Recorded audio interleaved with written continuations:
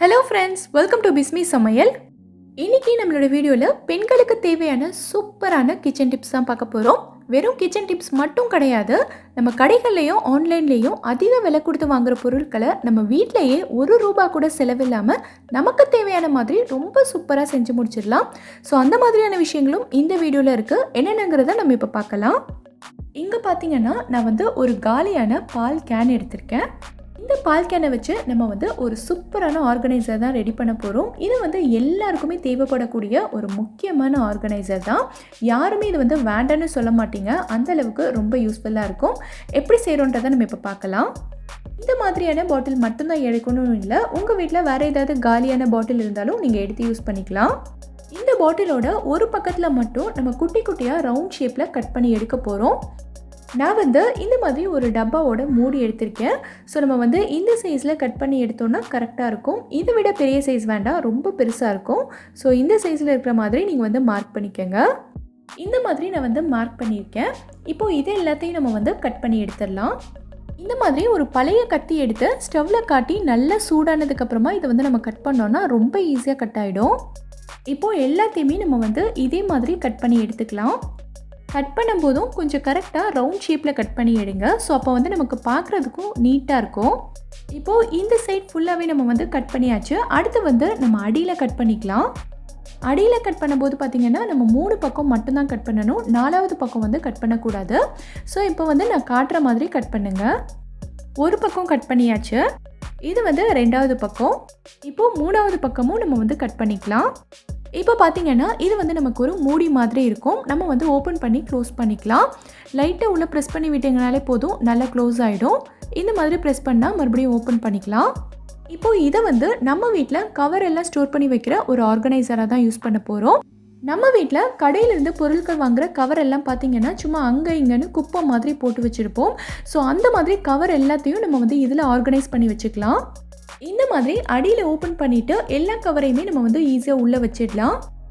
Cover எல்லாத்தையும் உள்ளே வச்சுட்டு இந்த மாதிரி லைட்டாக ப்ரெஸ் பண்ணிங்கனாலே போதும். இது நமக்கு நல்லா க்ளோஸ் ஆகிடும். மறுபடியும் தானாகவே ஓப்பன் ஆகாது.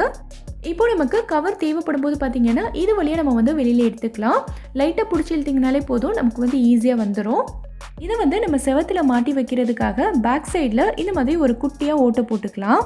இந்த மாதிரி நம்ம செவத்தில் மாட்டி வச்சு யூஸ் பண்ணிக்கலாம். ரொம்ப யூஸ்ஃபுல்லாக இருக்கும், ட்ரை பண்ணி பாருங்கள். இப்போது இது என்னென்னு பார்த்தீங்கன்னா, இது எங்கள் வீட்டில் இருக்க கவர் ஸ்டோர் பண்ணி வைக்கிற ஆர்கனைசர் தான். இது நான் கொஞ்சம் வருஷத்துக்கு முன்னாடி கடையிலேருந்து வாங்கியிருந்தேன். இப்போ நம்ம இந்த வீடியோவில் செஞ்சுருக்க ஆர்கனைசரும் கிட்டத்தட்ட இதே மாதிரி மாடல் தான். ரொம்ப யூஸ்ஃபுல்லாக இருக்கும், ட்ரை பண்ணி பாருங்கள். இந்த ஐடியா உங்களுக்கு பிடிச்சிருந்ததுன்னா நம்ம வீடியோவை லைக் பண்ணிவிட்டு கூடவே சப்ஸ்கிரைப் பண்ணி பக்கத்தில் இருக்க பெல் ஐக்கானையும் கிளிக் பண்ணிக்கோங்க. இப்போ அடுத்த டிப் என்னங்கிறத நம்ம பார்க்கலாம். நம்ம வீட்டில் இந்த மாதிரி பரோட்டா சப்பாத்தியெல்லாம் மீதமாயிடுச்சுன்னா இது அடுத்த நாளைக்கு ரொம்ப ஹார்டாயிரும். ஸோ அடுத்த நாள் இதை நம்ம அப்படியே சாப்பிட முடியாது, சூடு பண்ணி தான் சாப்பிடணும். இந்த மாதிரி பரோட்டாவெல்லாம் நம்ம தோசைக்கல்லில் போட்டு எவ்வளோ நேரம் சூடு பண்ணாலும் சரி இது ஒரு மாதிரி ஹார்டாகவே தான் இருக்கும், நமக்கு நல்லா சாஃப்டாக வராது. ஸோ இன்றைக்கி நான் சொல்லித்தர மெத்தடில் நீங்கள் இனிமேல் சூடு பண்ணி பாருங்கள். பரோட்டாவாக இருந்தாலும் சரி, சப்பாத்தியாக இருந்தாலும் சரி, நம்ம இப்போ தான் சுட்ட மாதிரி அவ்வளோ ஃப்ரெஷ்ஷாக அவ்வளோ சாஃப்டாக இருக்கும். எப்படிங்கிறத பார்க்கலாம். இன்றைக்கி நான் இந்த பரோட்டாவை இட்லி பாத்திரத்தில் தான் சூடு பண்ண போகிறேன். ஸோ அடியில் கொஞ்சமாக தண்ணி பிடிச்சி நல்லா சூடானதுக்கப்புறமா இட்லி தட்டு வச்சிடலாம். ஸோ இந்த இட்லி தட்டு மேலே நம்மளோட பரோட்டாவை ஒன்று ஒன்றா இந்த மாதிரி எடுத்து வச்சிடலாம். ஸோ இப்போ இதை நல்லா மூடிட்டு அடுப்பு நல்லா மீடியம் ஃப்ளேமில் வச்சுட்டு ஒரு 3லேருந்து 4 நிமிஷத்துக்கு இதை சூடு பண்ணிக்கலாம். இப்போது 4 நிமிஷத்துக்கு அப்புறமா இதை ஓப்பன் பண்ணி நம்ம வெளியில் எடுத்துக்கலாம். நான் எடுக்கும் போதே உங்களுக்கு தெரியும் பரோட்டா எந்த அளவுக்கு சாஃப்டாக இருக்குன்னு. பார்த்தீங்கன்னா நல்ல சூடாக ஃப்ரெஷ்ஷாக இப்போ தான் சுட்டு எடுத்த மாதிரி அவ்வளோ சாஃப்டாக இருக்குது. இந்த டிப்பை நீங்களும் ட்ரை பண்ணி பாருங்கள். இப்போ நம்ம அடுத்த டிப் என்னங்கிறத பார்க்கலாம். நம்ம வீட்டில் இந்த மாதிரி பால் எல்லாம் மீதமாயிடுச்சுன்னா நம்ம இதை நைட்டு சூடு பண்ணி வைப்போம். ஸோ மறுநாள் காலையில் இந்த பாலை நம்ம யூஸ் பண்ணிக்கலாம். ஆனால் ஒரு சில சமயத்தில் பார்த்திங்கன்னா நம்ம பால் காய்ச்சி வச்சு ரொம்ப நேரம் ஆகிருக்கும். ஆனால் இது நம்ம மறுபடியும் சூடு பண்ணி வச்சாலும் நமக்கு காலையில் வரைக்கும் இருக்காது, அதுக்குள்ளே கெட்டு போயிடும். அப்படிங்கிற நிலமையில் இந்த பாலை ஒரு சொட்டு கூட வேஸ்ட் பண்ணாமல் நம்ம எப்படி யூஸ் பண்ணிக்கிறதுங்கிறத பார்க்கலாம். இந்த மாதிரி ஒரு ஐஸ் ட்ரே எடுத்துக்கோங்க. இதில் நம்மக்கிட்ட இருக்க பால் எல்லாத்தையும் ஊற்றி ஃப்ரீசரில் வச்சிடலாம். ஸோ அடுத்த நாள் எடுத்து பார்த்திங்கன்னா பால் இந்த மாதிரி நல்ல ஒரு ஐஸ் க்யூபாக செட் ஆகிருக்கும். ஸோ இந்த மாதிரி ஃப்ரீஸ் பண்ணி வச்சுருக்க பாலை நம்ம எந்த மாதிரி யூஸ் பண்ணிக்கலாங்கிறத பார்க்கலாம். இங்கே பார்த்தீங்கன்னா நான் ஒரு மிக்ஸி ஜாரில் கொஞ்சமாக ஆப்பிளும் வாழைப்பழமும் கட் பண்ணி போட்டிருக்கேன். இதோட நம்ம ஃப்ரீஸ் பண்ணி வச்சுருக்க பாலையும் சேர்த்துக்கலாம். உங்களுக்கு எந்த அளவுக்கு வேணுமோ அந்தளவுக்கு நீங்கள் வந்து சேர்த்துக்கங்க. கூடவே நான் வந்து கொஞ்சமாக சுகரும் சேர்த்துக்கிறேன். இப்போது இது எல்லாத்தையும் நம்ம வந்து நல்லா அரைச்சி எடுத்தோன்னா நமக்கு வந்து ஒரு சூப்பரான க்ரீமியான மில்க் ஷேக் ரெடி ஆயிடுச்சு. ஸோ நம்ம வீட்டில் மீதமாக இருக்க பாலை கொஞ்சம் கூட வேஸ்ட் பண்ணாமல் நம்ம இந்த மாதிரி யூஸ் பண்ணிக்கலாம். ரொம்பவே யூஸ்ஃபுல்லாக இருக்கும்னு நினைக்கிறேன். ட்ரை பண்ணி பாருங்கள். நம்ம வீட்டில் சப்பாத்தியெல்லாம் தேய்க்கும் போது பார்த்திங்கன்னா நம்ம வந்து பக்கத்துலேயே இந்த மாதிரி ஒரு சின்ன டப்பாவில் மாவு போட்டு வச்சுருப்போம். இந்த மாவில் நம்ம கொஞ்சமாக தொட்டுட்டு சப்பாத்தி தேய்ச்சோன்னா நமக்கு வந்து ஒட்டாமல் ஈஸியாக பரத்த வருன்றதுக்காக. ஸோ இந்த மாதிரி ஆகாமல் இருக்கிறதுக்கு நம்ம என்ன பண்ணலாங்கிறத பார்க்கலாம். இந்த மாதிரி நம்ம ஒவ்வொரு தடவையும் தொட்டு தொட்டு தேய்க்கிறதுனால நமக்கு மாவு வந்து அதிகமாக கீழே சிந்தும். அது மட்டும் இல்லாமல் நம்ம ஒவ்வொரு தடவையும் கைவிட்டு எடுக்கிறதுனால இந்த டப்பாவில் இருக்க மாவும் நமக்கு பார்த்திங்கன்னா சீக்கிரமாக கெட்டு போயிடும். நான் வந்து இந்த மாதிரி ஒரு டப்பா எடுத்திருக்கேன். இது பார்த்திங்கன்னா உப்பு வாங்கின டப்பா. உப்பு காலி ஆகிடுச்சு. ஸோ இதை வந்து நம்ம தூக்கி போடாமல் இந்த விஷயத்துக்காக யூஸ் பண்ணிக்கலாம். ஸ்டிக்கர் எல்லாத்தையும் ரிமூவ் பண்ணிவிட்டு இந்த டப்பாக்குள்ளே நம்ம வந்து மாவு கொட்டி வச்சுக்கலாம். கோதுமை மாவு இல்லை மைதா மாவு எது வந்து நீங்கள் யூஸ் பண்ணுவீங்களோ அதை உள்ளே கொட்டிட்டு நல்லா க்ளோஸ் பண்ணிக்கோங்க. இப்போது இதை வந்து நீங்கள் எந்த பக்கம் வேணாலும் ஓப்பன் பண்ணி யூஸ் பண்ணிக்கலாம். ஸோ இந்த மாதிரி நம்ம செய்யும்போது பார்த்திங்கன்னா நம்ம மாவும் கீழே சிந்தாது. நம்ம டப்பாக்குள்ளே இருக்க மாவும் ரொம்ப சீக்கிரமாக கெட்டு போகாது. ரொம்ப நாளைக்கு வச்சு நம்ம யூஸ் பண்ணிக்கலாம். இந்த மாதிரி ஒரு டப்பா இல்லைன்னா என்ன பண்ணுறதுன்னு நிறைய பேர் யோசிப்பீங்க. உங்கள் வீட்டில் எப்போவுமே இருக்கக்கூடிய இந்த மாதிரி ஒரு சாதாரண டப்பா எடுத்துக்கோங்க. இந்த டப்பாவோட மூடியில் உங்களுக்கு தேவையான சைஸில் ஓட்டை போட்டுட்டு இந்த டப்பாக்குள்ளே மாவு கொட்டி வச்சு நீங்கள் இதே மாதிரி யூஸ் பண்ணிக்கலாம். ரொம்ப யூஸ்ஃபுல்லாக இருக்கும். ட்ரை பண்ணி பாருங்கள். நம்ம வீட்டில் இஞ்சிக்கு தோல் சீவும்போது பார்த்திங்கன்னா நிறைய பேர் இந்த மாதிரி கத்தி யூஸ் பண்ணுவீங்க. கத்தி வந்து கொஞ்சம் ஷார்ப்பாக இருக்கிறதுனால இஞ்சியோட தோலை சீவும் போது கூடவே இஞ்சியும் சேர்ந்து வந்துடும். நீங்கள் வந்து கரெக்டாக நோட் பண்ணி பார்த்தீங்கன்னா தெரியும். இதனால் நமக்கு அதிகமான இஞ்சி வேஸ்ட் ஆகும். 1-2 இஞ்சி தோல் சீவுனீங்கன்னா உங்களுக்கு அந்தளவுக்கு டிஃப்ரென்ஸ் தெரியாது. இதுவே நீங்கள் வந்து கொஞ்சம் அதிகமான குவான்டிட்டியில் செய்யும்போது உங்களுக்கு நிறைய இஞ்சி வேஸ்ட் ஆகும். ஸோ அந்த மாதிரி ஆகாமல் இருக்கணும்னா நீங்கள் வந்து இஞ்சி தோல் சீவுறதுக்கு இனிமேல் கத்தி யூஸ் பண்ணாதீங்க. இந்த மாதிரி ஒரு பட்டர் நைஃப் எடுத்துக்கோங்க. பட்டர் நைஃப் வந்து கத்தி அளவுக்கு ஷார்ப்பாக இருக்காது. ஸோ இதை வச்சு இஞ்சியோட தோடை நம்ம இந்த மாதிரி லைட்டாக சுரண்டி விட்டாலே போதும், நமக்கு தனியாக வந்துடும். உங்கள் வீட்டில் இந்த மாதிரி ஒரு பட்டர் நைஃப் இல்லைனாலும் பரவாயில்ல, இந்த மாதிரி ஒரு ஸ்பூன் எடுத்துக்கோங்க. இந்த ஸ்பூனை வச்சும் நம்ம இஞ்சியோட தோலை ஈஸியாக சீவிடலாம். நம்ம வந்து இந்த மாதிரி செய்யும்போது நமக்கு இஞ்சியும் வேஸ்ட் ஆகாது, நம்ம வேலையும் ஈஸியாக முடிஞ்சிடும். ட்ரை பண்ணி பாருங்கள். நம்ம வீட்டில் மீன், சிக்கன், மட்டன் இந்த மாதிரி நான்வெஜ் எல்லாம் நம்ம வந்து சிங்கில் வச்சு கழுவுவோம். ஸோ கழுவி முடித்ததுக்கப்புறமா பார்த்திங்கன்னா இந்த சிங்க்லேருந்து ஒரு மாதிரி கவுச்சி வாடை வரும். இந்த சிங்கை நம்ம எவ்வளோ தான் கழுவினாலும் சரி இதிலேருந்து ஒரு மாதிரி பேட் ஸ்மெல் வந்துக்கிட்டே தான் இருக்கும்.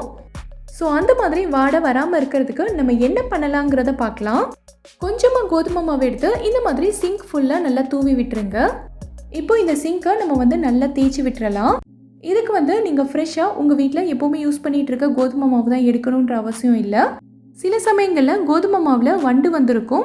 கோதுமை மாவோ இல்லை மைதா மாவோ எதுவாக இருந்தாலும் பரவாயில்ல. இந்த மாதிரி வண்டு வந்ததெல்லாம் நம்ம வந்து சமைக்கிறதுக்கு யூஸ் பண்ண மாட்டோம், தூக்கி தான் போடுவோம். ஸோ இந்த மாதிரி தூக்கி போடுற கோதுமை மாவை நம்ம இந்த மாதிரி விஷயங்களுக்கு யூஸ் பண்ணிக்கலாம். நல்லா தேய்ச்சி விட்டுட்டு தண்ணி ஊற்றி கழுவி விட்டுட்டிங்கன்னா போதும். இந்த சிங்க்லேருந்து இனி கவுச்சி வாடை வரவே வராது. நான்வெஜ் எல்லாம் அதிகமாக செய்கிறவங்களுக்கு இந்த டிப் வந்து ரொம்பவே யூஸ்ஃபுல்லாக இருக்கும்னு நினைக்கிறேன். ட்ரை பண்ணி பாருங்கள். நம்ம வீட்டில் இந்த மாதிரி வாழைப்பழம்லாம் நம்ம வந்து கடையிலேருந்து வாங்கிட்டு வந்தோம்னா இது வந்து அடுத்த நாளே பார்த்திங்கன்னா நல்லா பழுத்துரும். நல்லா பழுத்துருச்சுன்னா இதோட தோல் வந்து ஒரு மாதிரி கருப்பு கருப்பாக ஆயிரும். ஸோ இந்த மாதிரி பிளாக் டாட்ஸ் இருக்கிற வாழைப்பழத்தெல்லாம் வீட்டில் இருக்க குட்டீஸ் வந்து சாப்பிடவே மாட்டாங்க. ஸோ நம்ம வாழைப்பழம் வந்து சீக்கிரமாக பழுக்காமல் கடையிலேருந்து வாங்கிட்டு வந்த மாதிரி நல்லா ஃப்ரெஷ்ஷாக இருக்கணும்னா நம்ம என்ன பண்ணணுங்கிறத பார்க்கலாம். இந்த மாதிரி ஒரு சின்ன பீஸ் அலுமினியம் ஃபாயில் எடுத்துக்கோங்க. இந்த ஃபாயிலை வாழைப்பழத்தோட காம்பில் நம்ம நல்லா சுற்றி வச்சிடலாம். வாழைப்பழத்தோட காம்பில் காற்று படாமல் இருந்தாலே போதும், வாழைப்பழம் வந்து நமக்கு சீக்கிரமாக பழுக்காது. ஸோ இந்த மாதிரி ஒரு ஃபாயிலை நல்லா சுற்றி வச்சுருங்க. உங்ககிட்ட அலுமினியம் ஃபாயில் இல்லைனாலும் பரவாயில்ல, உங்கள் வீட்டில் இருக்க பிளாஸ்டிக் கவர் அப்படி இல்லைனா பெரிய சைஸ் செல்லோ டேப் இருந்ததுன்னா அதை கூட இந்த காம்பு பகுதியில் நீங்கள் வந்து சுற்றி விட்டுறலாம்.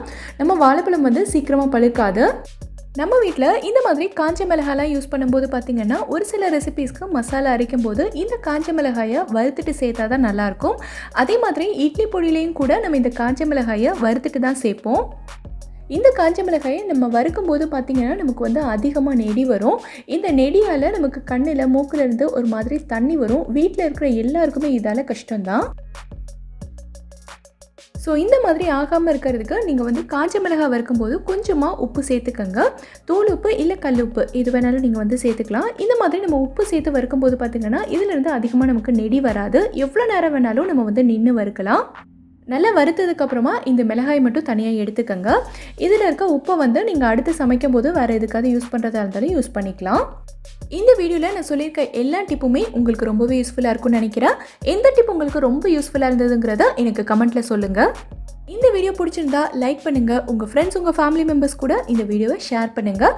மறக்காமல் நம்ம பிஸ்மி சமையலுக்கு சப்ஸ்கிரைப் பண்ணிவிட்டு பக்கத்தில் இருக்கக்கூடிய பெல் ஐக்கானையும் கிளிக் பண்ணி அதில் ஆல் ஆப்ஷனையும் செலக்ட் பண்ணுங்கள். தேங்க்யூ.